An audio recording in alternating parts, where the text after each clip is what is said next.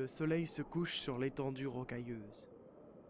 Le désert minéral se teinte d'ocre, tandis que les derniers rayons du soir glissent derrière la ligne d'horizon. Le vent balaye le sol et soulève des volutes de poussière et de sable qui vont se poser quelques mètres plus loin.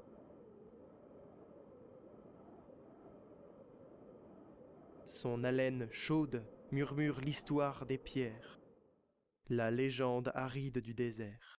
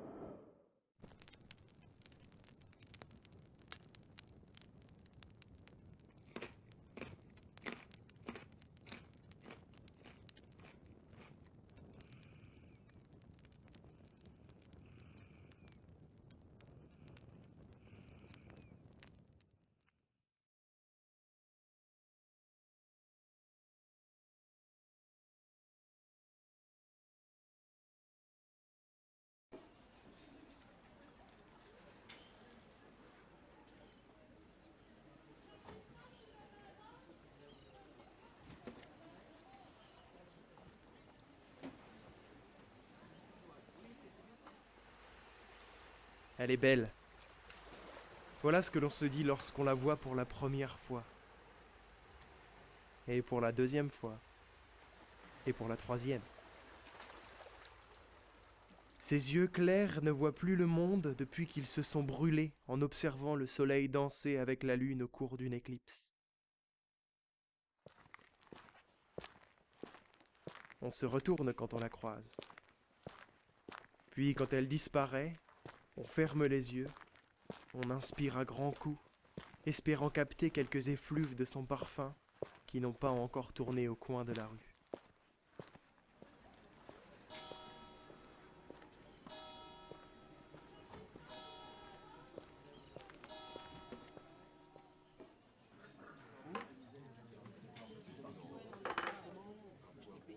La voix grave de l'homme assis derrière elle touche quelque chose au plus profond de la belle.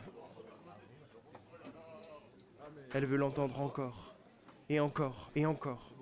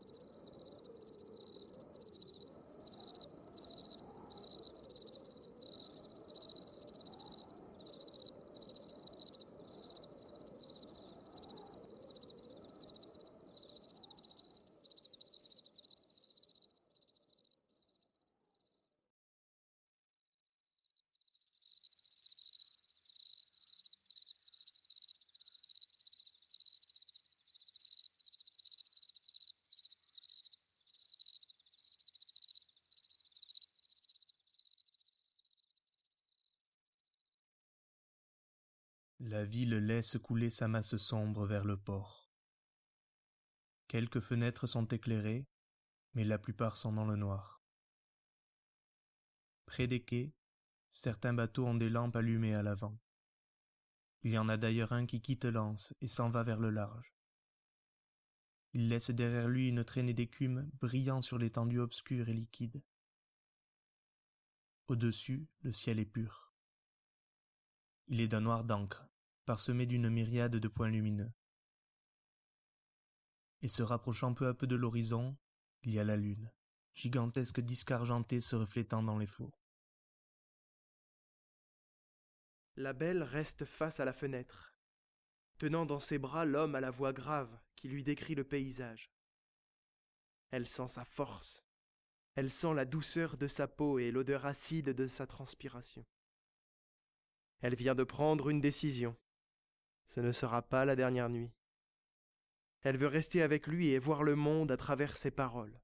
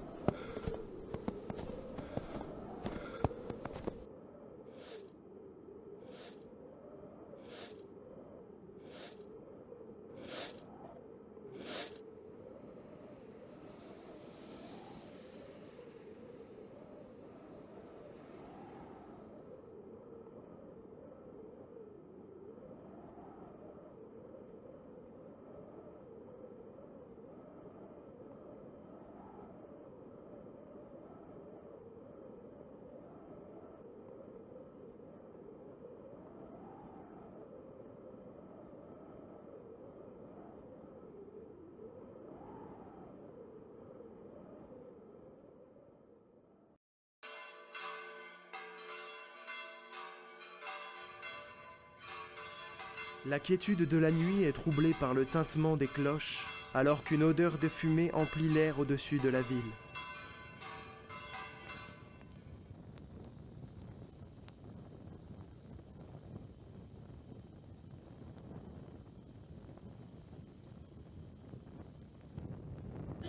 Prisonnière de l'incendie, la belle n'entend et ne ressent plus rien que le feulement du monstre de flammes et la morsure de ses crocs ardents.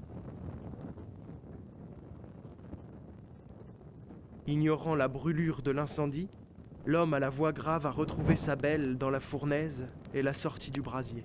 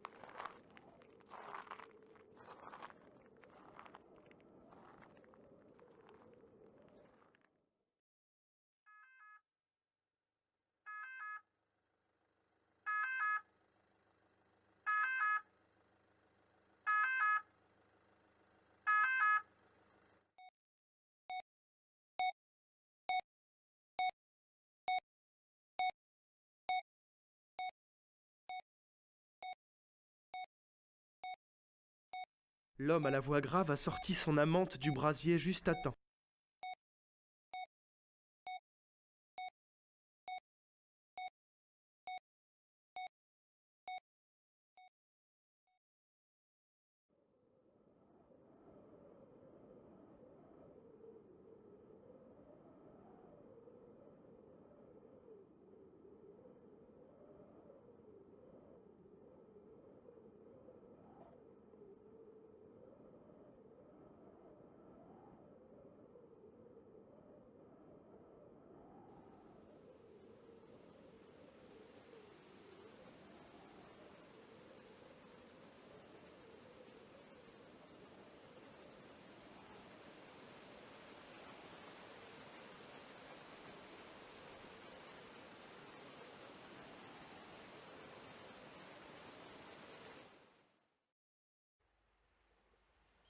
Pendant la convalescence de sa belle, l'homme à la voix grave lui a promis qu'il prendrait le bateau et se rendrait dans un pays lointain pour découvrir les montagnes. Et maintenant que la belle est sur pied, les voilà voguant vers ce pic fourchu, vanté par les légendes et dont ils rêvent.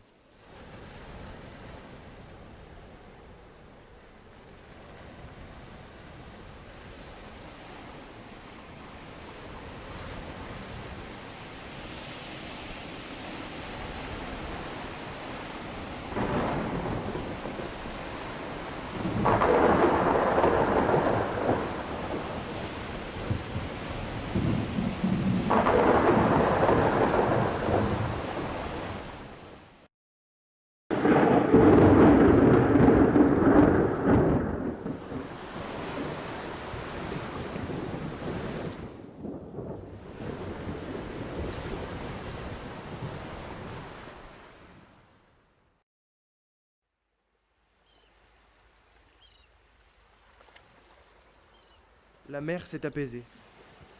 Le calme après la tempête. L'homme à la voix grave, hébété, trouve sa belle gisant parmi les débris du navire.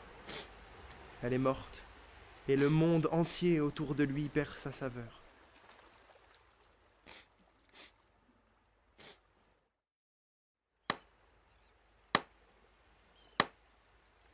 Avec les débris de l'épave qui jonchent la plage, l'homme à la voix grave construit une longue boîte, un cercueil pour sa belle.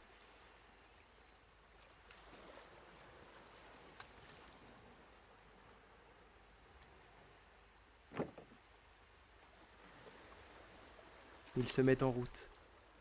Il devient le marcheur.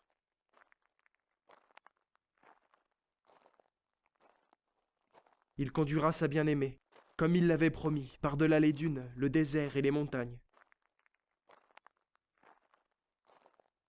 Marchant des jours et des jours, jusqu'au bord du lac dans lequel se reflète le pic fourchu.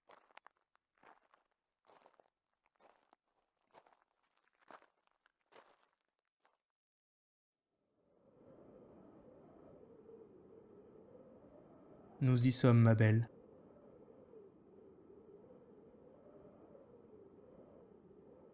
Cette nuit, la belle va s'envoler rejoindre les étoiles en une multitude d'étincelles.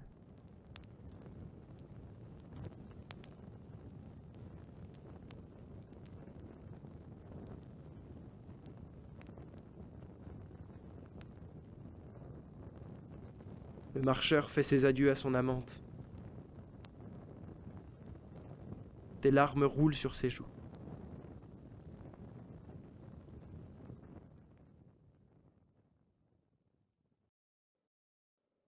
Le soleil réveille la montagne et la faune qui l'habite.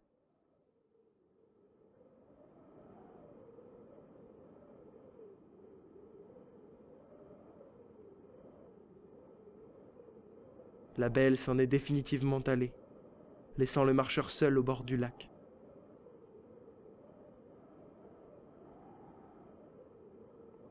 Il est temps que la vie reprenne son cours.